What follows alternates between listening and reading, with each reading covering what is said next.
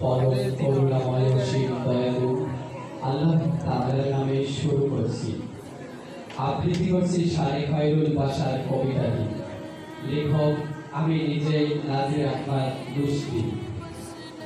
অদূর এক সার নিয়ে তুমি প্রেরিত এ ধারায়, আধার সুস্থত উদ্ধার তোমারই রূপের আভায়।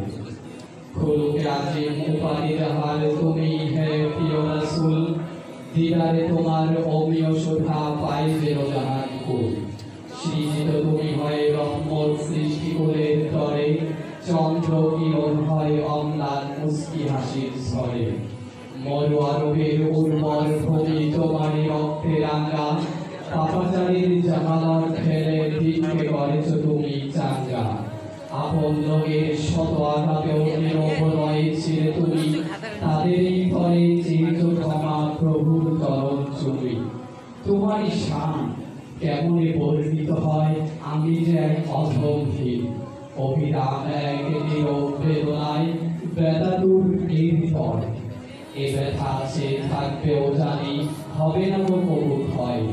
তামান্না বেহর ওই মহামহিমের তরে, শেষ জমিয়তের অন্তিম ক্ষণে তিনি যেন আমার সুপারিশ করে।